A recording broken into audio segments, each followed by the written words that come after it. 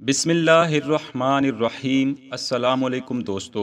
مفسر قرآن حضرت عبداللہ بن عباس رضی اللہ عنہ فرماتے ہیں، بے شک اللہ پاک نے آدم کو جمعہ کے دن عصر کے بعد پیدا فرمایا اور آپ کو عدیم الارض یعنی ظاہری زمین کی ایک مٹھی مٹی سے پیدا فرمایا، اس لیے آپ کو آدم کہتے ہیں، اور آپ کی اولاد کو آدمی یعنی آدم والا کہتے ہیں۔ حضرت آدم علیہ السلام کا خمیر جس مٹی سے تیار ہوا، اس سے بچ جانے والی مٹی شریف سے کھجور کا درخت بنایا گیا، جیسا کہ حضرت مولا علی شیر خدا رضی اللہ عنہ بیان کرتے ہیں کہ حضور صلی اللہ علیہ وسلم نے ارشاد فرمایا، کھجور کا احترام کرو کیونکہ یہ تمہارے والد حضرت آدم کی بچی ہوئی مٹی سے پیدا کی گئی ہے۔ اور ایک روایت میں ہے کہ کھجور، انار اور انگور کو حضرت آدم علیہ السلام کے خمیر سے بچی ہوئی مٹی سے پیدا کیا گیا ہے۔ اللہ پاک نے حضرت آدم علیہ السلام کو بغیر ماں باپ کے مٹی سے پیدا فرمایا ہے۔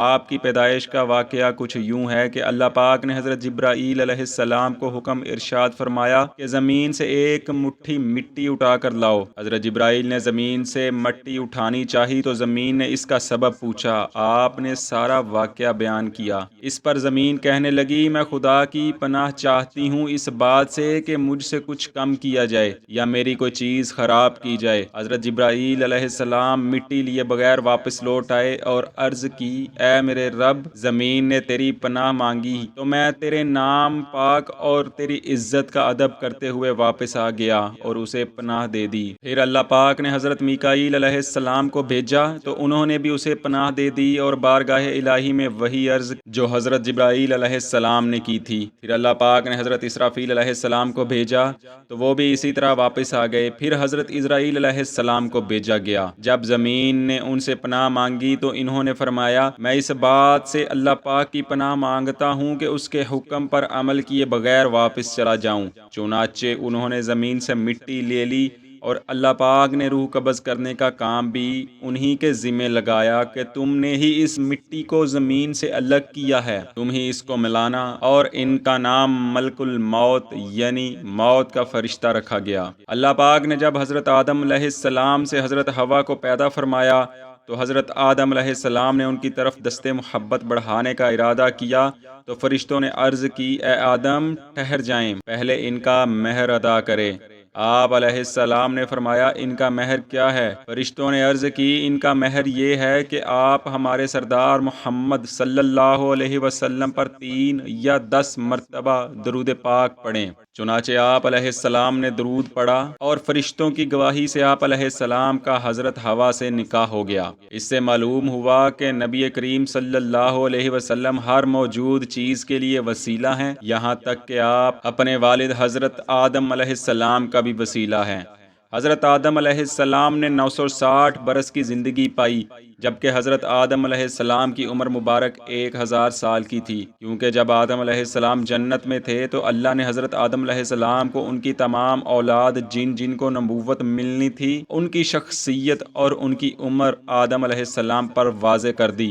آپ نے جب حضرت داؤد علیہ السلام کی عمر کو 60 سال تک دیکھا تو اللہ سے عرض کی، اے اللہ، میری عمر کے 40 سال میرے پوتے داؤد کو دے دے، تو یوں آپ کی دعا قبول ہو گئی۔ اللہ نے آدم علیہ السلام کو 2 بیٹے ہابیل اور قابیل عطا کیے۔ شیطان کے وسوسے، حسد اور نفرت کی وجہ سے قابیل کے ہاتھوں ہابیل کا قتل ہو گیا تو حضرت آدم اندر سے ٹوٹ گئے اور بار بار اللہ تعالیٰ کے دربار میں دعا مانگنے لگے۔ تو ایک دن اللہ نے جبرائیل امی کو آدم علیہ السلام کے پاس بھیجا اور فرمایا، اے آدم، اللہ تمہیں ایسا بیٹا دینے والا ہے جس کے نسب سے انبیاء و اولیاء زمین تک پہنچیں گے، اس کا نام شیس رکھنا۔ شیس کا مطلب ہے اللہ کا عطا کیا گیا تحفہ، اور یوں اللہ نے آدم کی نسل کو زمین پر پھیلا دیا۔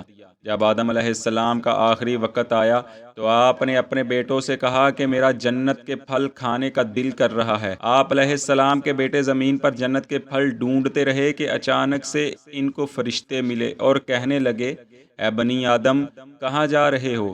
تو انہوں نے کہا ہم اپنے بابا آدم علیہ السلام کے لیے جنت کے پھل ڈھونڈ رہے ہیں۔ ان فرشتوں نے کہا جاؤ، تمہارے والد چند دنوں کے مہمان ہیں۔ آپ کے تمام فرزند دوڑتے دوڑتے آپ تک آ پہنچے تو آدم علیہ السلام بستر بیماری پر اللہ کا ذکر کر رہے تھے۔ بس اتنے میں موت کا فرشتہ آ پہنچا۔ جیسے ہی بی بی حوا نے موت کے فرشتے کو دیکھا تو حضرت آدم سے لپٹ گئیں کہ میں اپنے شوہر کو اپنے سے جدا نہیں کروں گی۔ اللہ کے نبی آدم علیہ السلام نے فرمایا اے حوا، مجھ سے دور ہٹ جا، ایک مرتبہ پہلے بھی تیری وجہ سے جنت سے نکالا گیا ہوں، آج اللہ اور اس کے فرشتے کے درمیان تو حائل نہ بن۔ پھر ان فرشتوں سے مخاطب ہو کر کہنے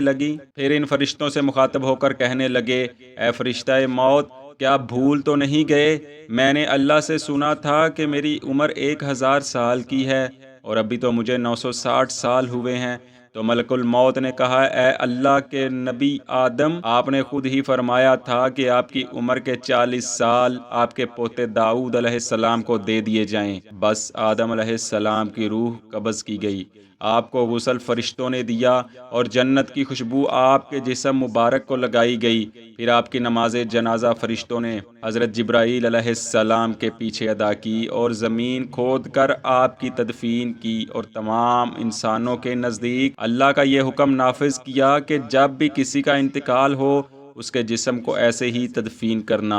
آج بھی ان فرشتوں کی سنت پر اہل ایمان عمل کر کے اپنے بزرگوں کی تدفین کرتے ہیں۔ آپ کی قبر مبارک کی جگہ کو لے کر کچھ اختلافات ہیں۔ کچھ مورخین کے نزدیک آپ کی جائے تدفین سری لنکا، تو کچھ کے نزدیک جبل ابی کبیب، اور کچھ کے نزدیک عراق، اور کچھ کے نزدیک مسجد خریف کے صحن یا اندر ہے۔ بعض روایتوں میں یہ بھی ہے کہ جب حضرت آدم علیہ السلام کی روح قبض کرنے کے لیے فرشتہ موت آ پہنچا تو آپ کے بیٹے، جس کو آپ نے اپنا جانشین بنایا تھا، حضرت شیس علیہ السلام سے کہنے لگے کہ میں نے اللہ سے سنا تھا کہ ان قریب اس زمین پر ایک بہت بڑا طوفان آئے گا۔